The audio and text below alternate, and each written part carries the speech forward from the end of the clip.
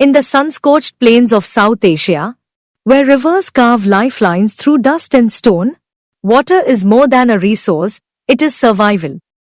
Yet, in one of the world's most volatile regions, the battle over this precious gift has oscillated between cooperation and confrontation.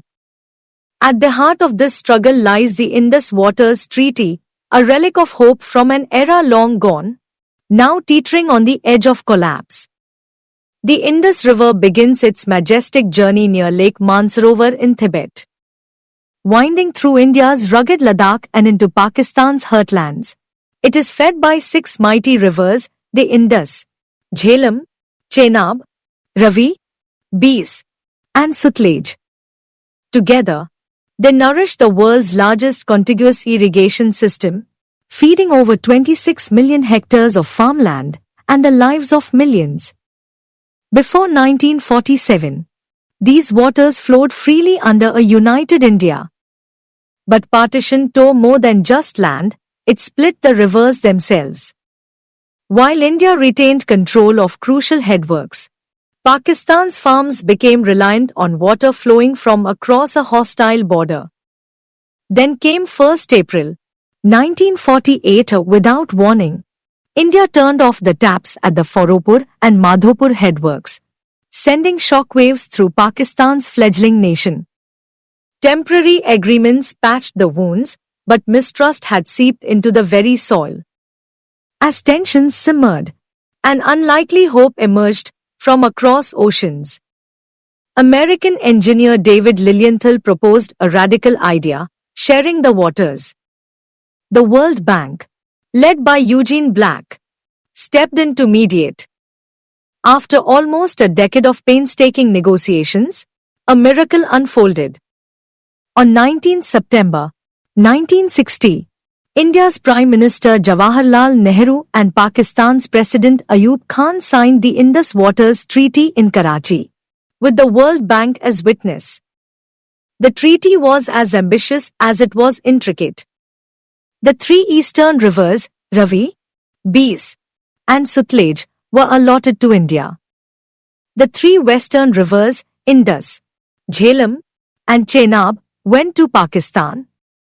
A 10-year transition period followed, with India continuing to supply water while Pakistan built new canals, funded by international aid.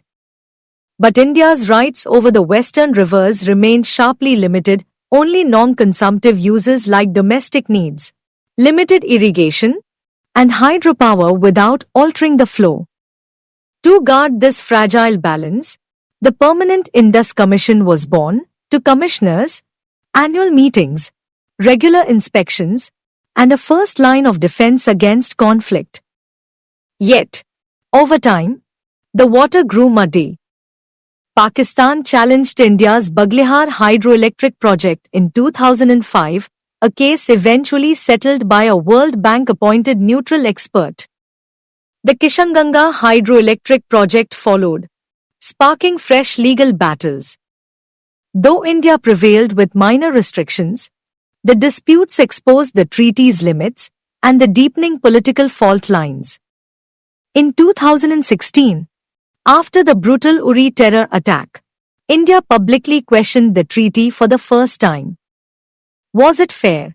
Leaders asked, to honor cooperation when blood flowed freely from terrorist violence? Still, the treaty endured until April 2025. A devastating terror attack in Pahalgam shook the conscience of a nation. Civilians, soldiers, futures stolen in an instant. In the aftermath, India announced the suspension of the Indus Waters Treaty, declaring, in no uncertain terms, blood and water cannot flow together. Meetings of the Permanent Indus Commission were halted. Hydropower projects were fast-tracked. Talks of reclaiming unused irrigation rights buzzed through Delhi's corridors of power.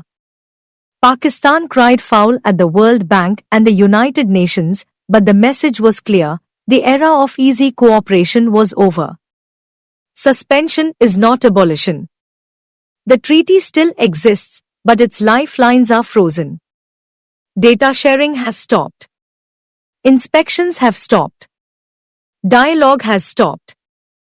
And in a region where trust is rarer than rain, every paused conversation risks becoming permanent silence. From hope to hostility, the journey of the Indus Waters Treaty reflects the turbulent relationship between India and Pakistan. As terror and trust clash once again in the shadow of the Himalayas, the fate of this historic agreement hangs in the balance, a powerful reminder that water, while essential to life, can also become a weapon in the theater of geopolitics.